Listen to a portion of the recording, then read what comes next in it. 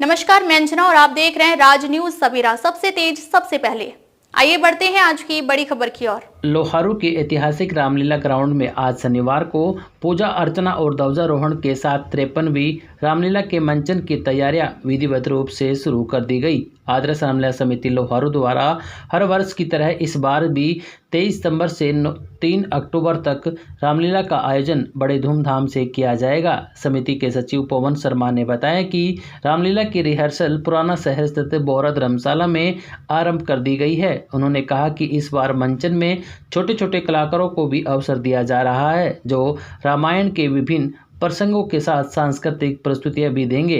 रामलीला में भगवान श्री राम का वनवास, सीता हरण, हनुमान जी की लीलाएं, संजीवनी प्रसंग और रावण वध जैसे ऐतिहासिक प्रसंगों का जीवंत मंचन होगा।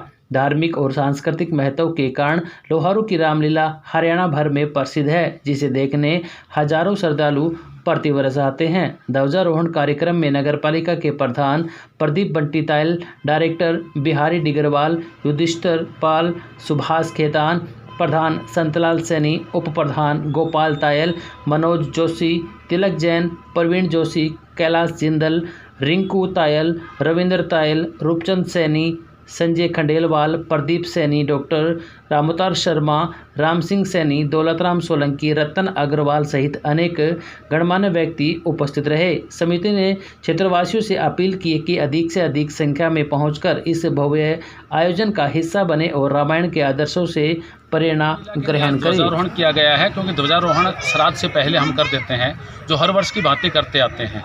पूरे हर्षोल्लास के साथ, बैंड बाजे के साथ पूरे गांव वालों ने आज ध्वजारोहण किया है और रामलीला 23 तारीख से शुरू होगी और बड़े भव्य कलाकारों के द्वारा भव्य प्रदर्शन यहाँ किया जाएगा। पूरे दूर दराज से लोग यहाँ देखने के लिए आते हैं। लोहारू की रामलीला ऐतिहासिक रही है, पूरे हरियाणा में लेवल पे रामलीला यहाँ खेली जाती है और इसके अंदर छोटे बच्चों को भी प्रोत्साहन मिलता है। उनके बच्चों के द्वारा भी हम कलाकार छोटे बच्चे भी तैयार करते हैं और बहुत अच्छा देखने लायक रामलीला यहाँ की होती है।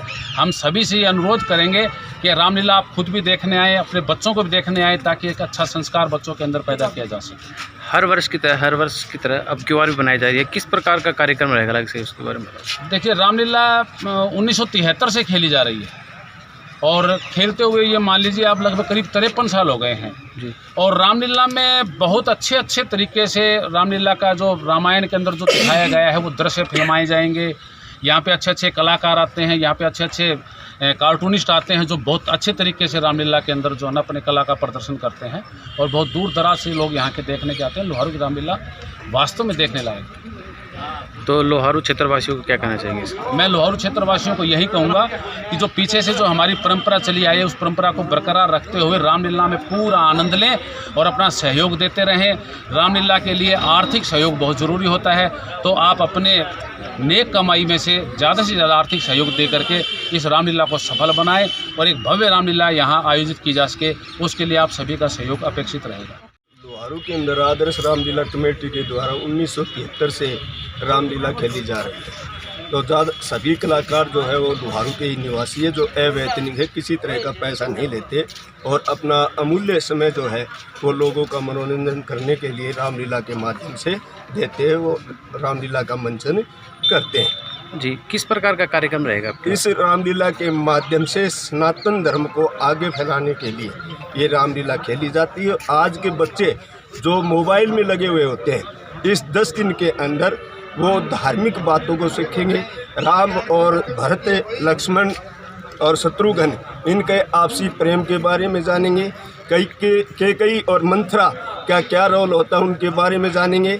रावण की बुराई के बारे में जानेंगे। तो बच्चे जो इनसे बड़ी अच्छी बातें सीखेंगे और जो माता पिता है उनसे भी मैं ये अनुरोध करता हूँ कि अपने बच्चों को रामलीला की अच्छी कहानियाँ, अच्छी बातें बताए, ताकि उन बच्चों के अंदर अच्छे संस्कार आए और वो बच्चे भविष्य में माँ बाप की सेवा करते रहे, अच्छे संस्कार उनमें पैदा हो। आदर्श रामलीला समिति की तरफ से आगामी 23 सितंबर से रामलीला का मंचन आरंभ होने जा रहा है। ये रामलीला 23 सितंबर से 3 अक्टूबर तक आदर्श रामलीला का मंचन होगा। मेरा सभी क्षेत्रवासियों से करवत प्रार्थना है कि इस धार्मिक मंचन को आप अवश्य देखिए, कि जो हमारी संस्कृति सभ्यता, जो पुरातन हमारी संस्कृति है, उसको हम भूलते जा रहे हैं। तो उस संस्कृति को उजागर करने का सबसे अच्छा माध्यम है लोहारू की आदर्श रामलीला, और पूरे हरियाणा में सुप्रसिद्ध है लोहारू की आदर्श रामलीला समिति के द्वारा जो रामलीला का मंचन होगा। किस प्रकार के कार्यक्रम करवाए जाते हैं? छोटे बच्चे भी आज इकट्ठे हो रखे हैं, उनका क्या रोल रहेगा इसके अंदर? रामलीला मंचन में जो धार्मिक मंचन होगा उसमें पूरी रामायण का जो है यहाँ पर मंचन होगा। इसमें भगवान राम के जन्म से लेकर और रावण के संहार, बल्कि मैं तो ये कहना चाहूँगा कि बुराई पर अच्छाई का प्रतीक और असत्य पर सत्य का प्रतीक जो ये रामायण है, उस सभी पूरी रामायण का यह मंचन होगा। और जो युवा जो हैं, जो बच्चे हैं, वो इससे बहुत ही प्रेरित होंगे और सीखेंगे कि किस प्रकार से हमारा जो पौराणिक ग्रंथ रामायण है, जो वाल्मीकि और रामचरितमानस रामायण और तुलसीदास के द्वारा रामचरितमानस है, उससे ये बच्चे सीखेंगे कि किस प्रकार से जो है बुराई पर हमेशा अच्छाई की विजय ही होती है। तो हर वर्ष की तरह इस वर्ष भी बनाई जा रही है, अब की बार 53 भी बनाई जा रही है। तो लोहारू क्षेत्रवासियों को क्या संदेश देना चाहिए? ये इस लोहारू के लिए बहुत ही सौभाग्य की बात है कि 1973 से लगातार अनवरत जो है रामलीला का मंचन इस आदर्श रामलीला मैदान में होने जा रहा है। और मैं यही संदेश दूंगा कि सभी आएँ और इस आदर्श रामलीला में बैठ के जो है आप रामलीला का मंचन देखें, ताकि आप अपने पुरातन संस्कृति को जो है पहचान सकें, उसको उजागर कर सकें और उनसे कुछ सीख सकें। मैं पुनः सभी से विनम्र अपील करता हूं कि आगामी 23 सितंबर से और 3 अक्टूबर तक चलने वाले इस रामलीला मंचन को आप अवश्य इसमें शामिल हों और अवश्य इसको देखें। मैं इसके साथ साथ जो है राज न्यूज़ टाइम्स का भी धन्यवाद व्यक्त करता हूं कि वो सामाजिक और धार्मिक कार्यक्रमों की पूरी कवरेज करते हैं और समय समय पर जो है इस क्षेत्रवासियों को सामाजिक और धार्मिक कार्यक्रम जो होते हैं उनकी लाइव जो है टेलीकास्ट दिखाते हैं। पुनः मैं मेरे अजीज़ प्रमोद सैनी का धन्यवाद और आभार व्यक्त करता हूँ।